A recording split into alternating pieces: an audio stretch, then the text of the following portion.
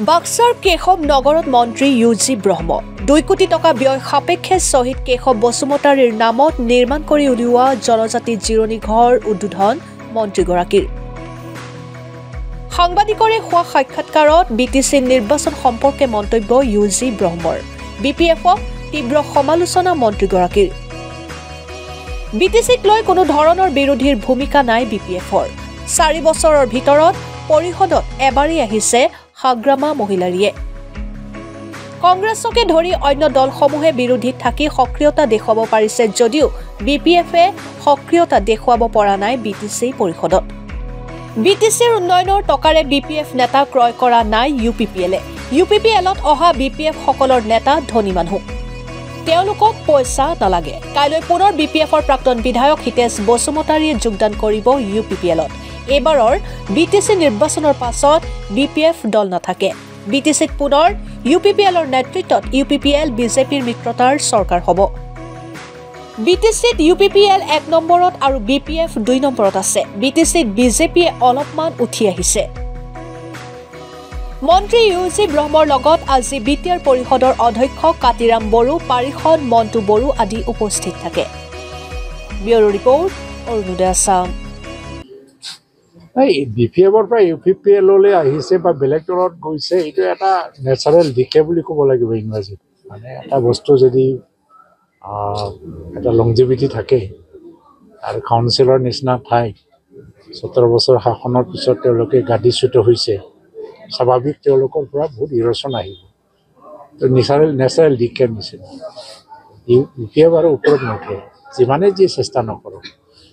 আৰু তেওঁলোকে অলপ দলটো বচাব পাৰিলেহেঁতেন, অলপমান চেষ্টা কৰিলে, কিন্তু 4টা বছৰত তেওঁলোকে অপজিশ্যনত আছিল।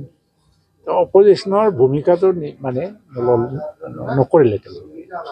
হাগ্ৰামা মহিলাৰীয়ে কাউন্সিলৰ ছেশ্যনত নবহে। লিডাৰে যদি কাউন্সিলৰ ছেশ্যনত নবহে আৰু কাউন্সিলত যদি চৰকাৰৰ কাম কাজৰ ওপৰত সমালোচনা নকৰে, প্ৰশ্ন নকৰে, তেতিয়া অপজিশ্যন হিচাপে তেওঁলোকৰ ভূমিকা ক'ত? এই 4টা বছৰত হাগ্ৰামা মহিলাৰী এবাৰে কাউন্সিলত কৰিছে। কেনেকুৱা দল এইটো?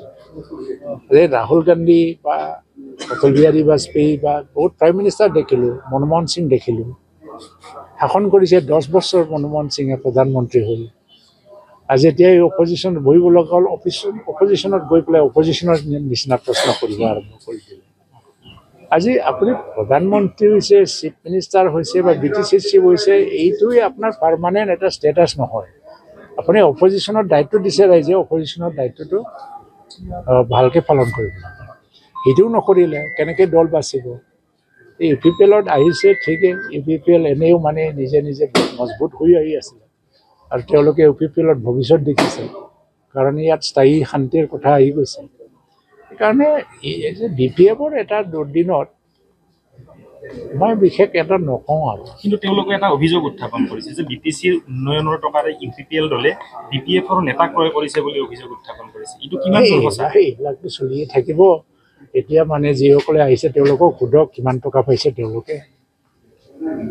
হাগ্ৰামা মহিলাৰী নিজেও জানে প্ৰজেক্ট বা স্কিমৰ এগেইনষ্টত যিবিলাক পইচা আহে, সেইটো কোনোবা নেতা বা পলিটিকেল পাৰ্টিৰ মানুহ কিনিবৰ কাৰণে খৰচ কৰিব নোৱাৰে। আপোনাৰ অডিট এটা ছিষ্টেম আহি যায়, এটা চেংচন লাগে। ক'ত আছে এইটো ছিষ্টেম যে পলিটিকেল পাৰ্টি লিডাৰ কিনিবৰ কাৰণে দিব এডমিনিষ্ট্ৰেটিভ এপ্ৰুভেল, চেংচন দিব জানো? আমাৰ ৰুলে। তেওঁলোকে অভিযোগ উত্থাপন কৰা মতে টকাৰ ৰাজনীতি চলিছে নেকি? কিয় টকাৰ ৰাজনীতি চলিব? যিবিলাকেই আহিছে চব মানে ধনী মানুহে আহিছে, পইচা নালাগে তেওঁলোকক। আমাৰ হিতেশ বসুমতাৰী কালি জইন কৰিব, সিহঁতৰ নিজে ধনী মানুহ, ব্যৱসায়িক মানুহ। আৰু খাম্পা বৰগীয়াৰী বহুত ধনী মানুহ। বিটিচি নিৰ্বাচনৰ প্ৰাক মুহূৰ্তত বিপিএফ দল শক্তিশালী হৈ নাথাকিব নেকি? এতিয়া মানে বিটিচিৰ নিৰ্বাচনলৈকে থাকিব, বাচিব। 4-5টামান আহি যাব পাৰে, মই একেবাৰে 0 হৈ যাব বুলি নকওঁ। কিন্তু বিপিএফটো ইয়াৰ পিছত আকৌ ধ্বংস হৈ যাব। বহুত মানে দলৰ লগত তেওঁলোকৰ মানুহবিলাকে মাৰ্চ হৈ যাব, বিলীন হৈ যাব। বিপিএফ নাথাকে, এইটো মিছামিছি আশা কৰি লাভ নাই। আপোনালোকে এইবাৰ নিজাববীয়াকৈ খেলিব নে বিজেপিৰ লগত থাকিব? এইটো কথা স্পষ্ট। বিজেপি আপোনালোকক ল'ব নে? বিজেপি আৰু ইউপিপিএলৰ মাজত এলায়েন্সৰ খেলিলেও এইটো ধৰি লওক যে আমি খুব বেছি ভোট পাবৰ কাৰণে বা শ্বেয়াৰ পাবৰ কাৰণে এলায়েন্স কৰিছোঁ।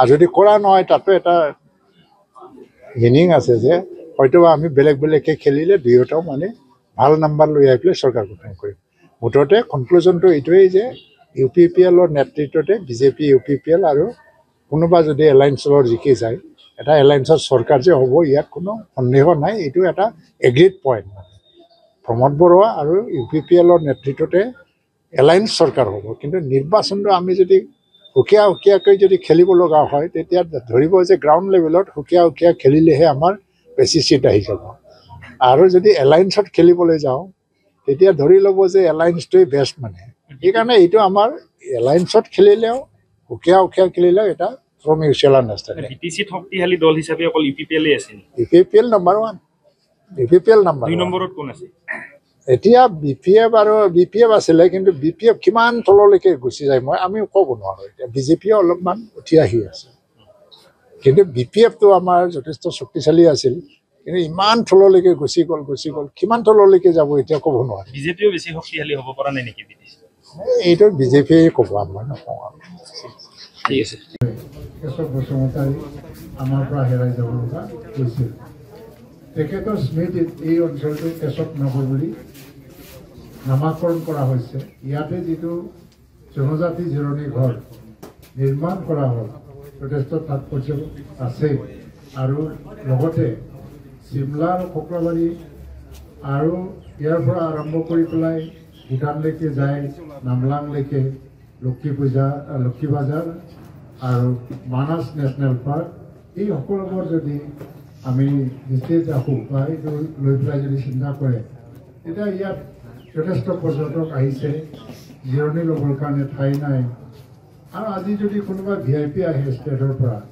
কোকৰাবাৰী অঞ্চললৈ খন্তেক সময়ৰ কাৰণে জিৰণি ল'বৰ কাৰণে আমাৰ ঘৰ নাই তো এই ব্যৱস্থাটো পূৰণ কৰিবৰ কাৰণে এই গেষ্ট হাউচটো নিৰ্মাণ কৰা হ'ল বাহিৰৰ পৰা যিটো দেখিছোঁ যথেষ্ট ভাল আৰু ইয়াত ফাৰ্নিচাৰৰ সমস্যা আছে ফাৰ্নিচাৰৰ সমস্যাবিলাককো মই এষ্টিমেট কৰিব দিছিলোঁ এই এষ্টিমেটটো WPD ডিপাৰ্টমেণ্টত আকৌ দি পেলাই যাতে ইয়াৰ ফাৰ্নিচাৰখিনিও পূৰা কৰি দিয়ে তাৰ কাৰণে মই নিশ্চয় ব্যৱস্থা ল'ম আজি এই এটা শুভ কাৰ্য মোৰ হাতেদি হ'বলৈ গৈ আছে তাতে মই ভগৱানৰ ওচৰত আকৌ প্ৰাৰ্থনা জনাইছোঁ এই গেষ্ট হাউচটো যাতে উন্নতিৰ কাৰণে আকৌ আমি কাম কৰিবলৈ সুযোগ পাওঁ আৰু দূৰ দূৰণিৰ পৰা অহা মানুহে ইয়াতে আহি পেলাই ৰেষ্ট ল'বলৈ এটা সুবিধা পাব লগতে ইয়াত সৰু সুৰা মিটিং কনফাৰেঞ্চ সৰু সুৰা যিটো গেট টুগেডাৰ